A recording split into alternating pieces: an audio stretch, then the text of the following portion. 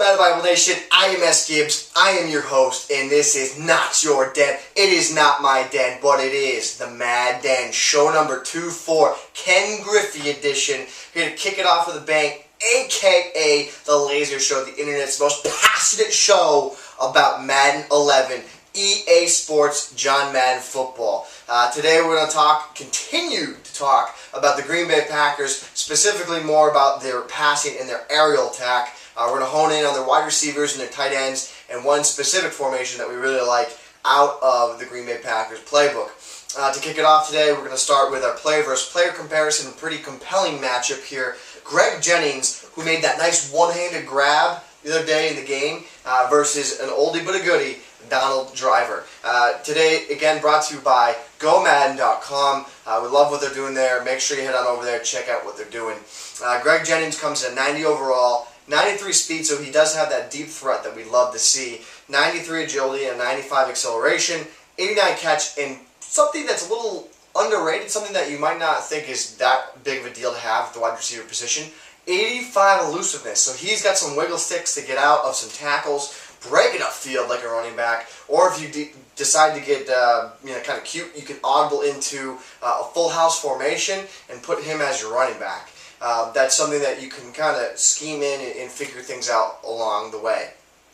Donald Driver comes in at 89 overall, 87 speed, 88 agility, and 88 acceleration. So he's kind of borderline right along of what we kind of would think was a little slow for a wide receiver, but 87 speed is still adequate.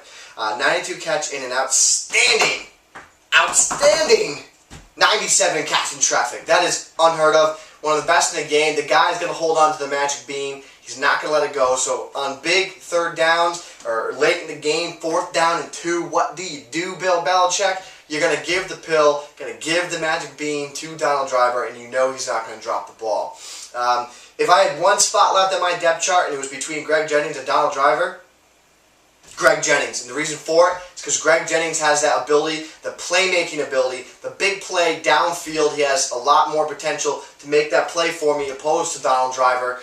Even though Donald Driver will hold on the ball more, I do like the fact that Jennings can really set the pace and set an explosive offense for my team. For when we get into our user cut and computer segment, it's going to be again brought to you by MaddenBible.com. Follow Shopmaster at Shopmaster.com, Shopmaster on Twitter.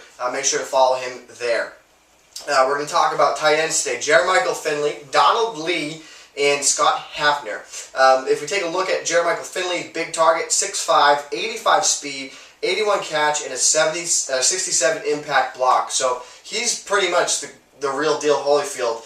He's got the complete package at the tight end formation, speed, height, catching ability, and he can run block. Donlad Lee, adequate backup, 74 speed, 6'4", 85 catch in traffic, and a 65 impact block. Scott Havner, 78 speed, 6'4", 74 catch in traffic, and a 51 impact block. Wild card though, he has a 65 zone coverage rating. He must have. Someone look it up. Let me know. He must have played college football somewhere. Played like linebacker, maybe safety. But that'd be a scary safety, 6'4", tight end coming at you, laying the lumber. But he does wildcard. Somehow you can find him to package him at a linebacker. Not sure if there's anything like that in the game. That's a good useful tool there. But I'm going to use Jermichael Finley. I'm going to cut Scott Havner, and I'm going to computer Donlad Lee. And what it comes down to is really the fact that Donlad Lee is a better blocker than Scott Havner. So if I really want to be able to pound the rock, yet still be able to be effective in the passing game, Donlad Lee is my guy. Donlad Lee is my guy. So today, getting excited, you're going to probably want to make sure you check back. We did tape TWIM last night. It was a great show. I hope you guys will be able to tune into that. A lot of things we discussed, specifically one thing I'm big on is the 46 speed package where you can utilize one of your safeties. It's a great way to utilize a slower safety, get them in the linebacker position, really take advantage and utilize your team's strengths to the fullest. Again, this Saturday, tournament, Framingham, Massachusetts. Be there, be square, get involved. 1 p.m. start. Game underground, Framingham, Massachusetts. I'll be there. Farrells will be there. A bunch of Madden Bible Nation will be there. We're very excited for it, so we can't wait to see you there as well. Another thing I want to talk about this upcoming weekend, big game against the New York Jets. I'm a New England Patriot fan, as you all know, but it's a big game this weekend. Couple things I want to get off my chest. I really think the Pats have what it takes to go very far this year. I foresee a 13-3 season. In the main games where I'm afraid of, one good thing about them is that they're all at home. We're going to be playing the Ravens at home, the Vikings at home, and the Colts at home. So yes, those are tough opponents, but the Vikings looked terrible week 1. Brett Favre looked 42. I don't think he was out in the park wearing his Wranglers just flinging around the pill. You know, he looked 42. He looked old.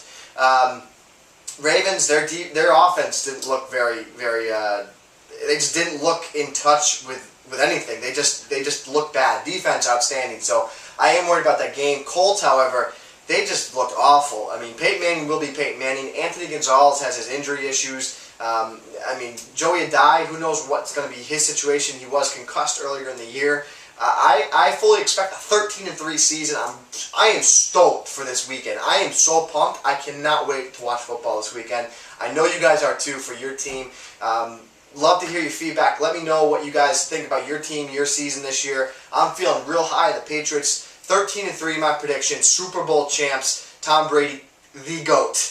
So without further ado, we're going to get into our passing segment. We're going to get into our plays. We're going to get this party started. Let's do this, boys and girls. So here we are. We're going to zoom in on the TV.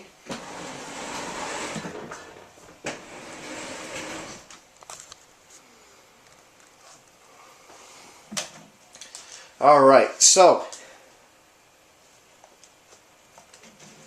the formation we're going to take a look at the Green Bay Packers playbook is the wide trip sweep. And what we like about it is that we have the ability to play nearly any type of passing attack that we want to hit our opponent with. And what I mean by that is we have the ability to run a 4 vertical scheme, which allows us to attack our opponent if they're going to be playing a cover 2, anything along those lines. We've been over that before. This is a vertical passing scheme where we're going to flood the defense deep.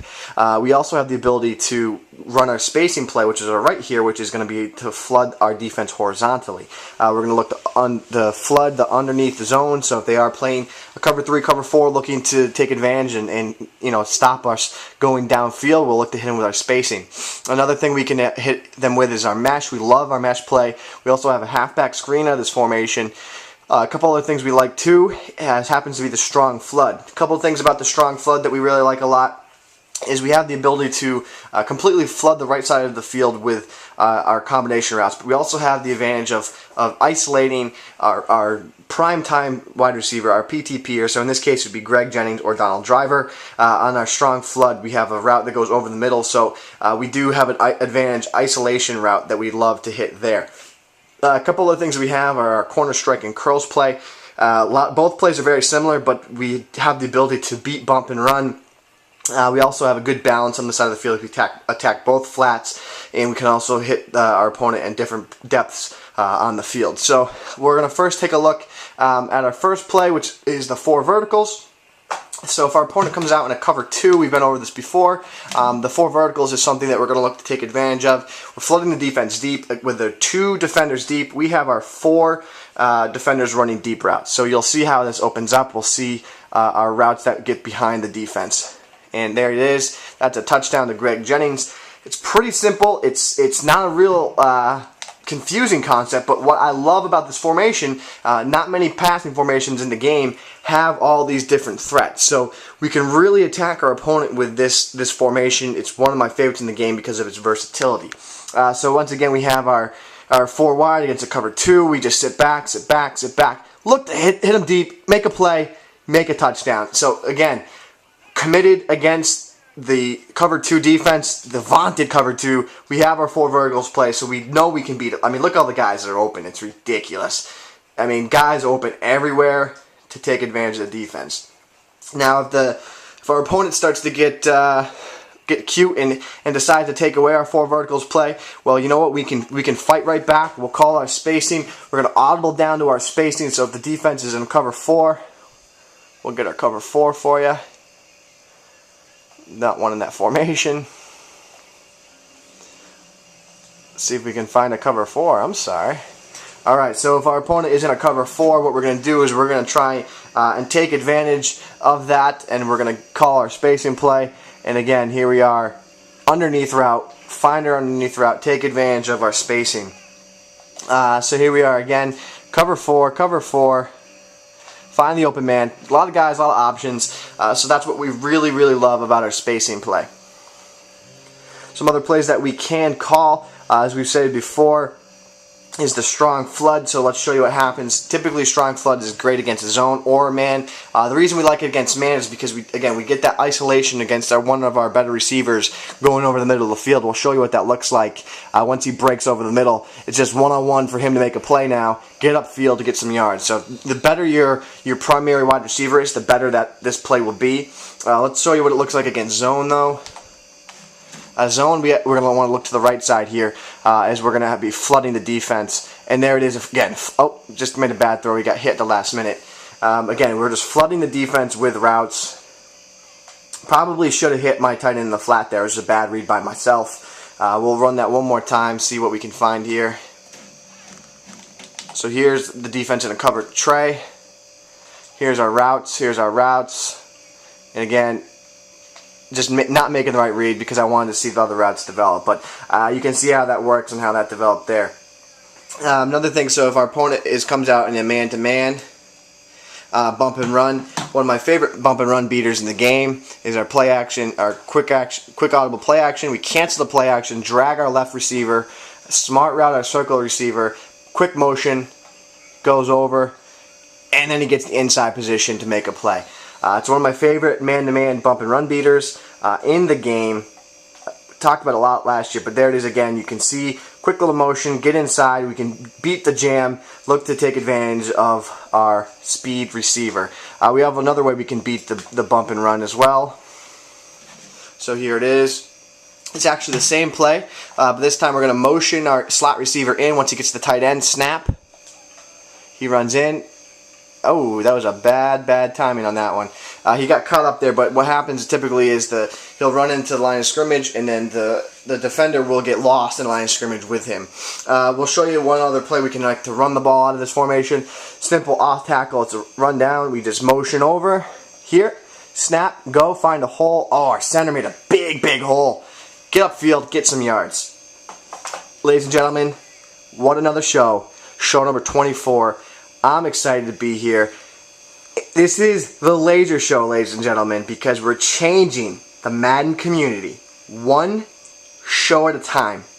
We're going to reboot. We're going to rethink the way we play Madden. That's what we're here. I am Sgibs. This is not your den. It is not even my den, but it is the Mad Den. Show number 24. We'll see you tomorrow. Show number 25.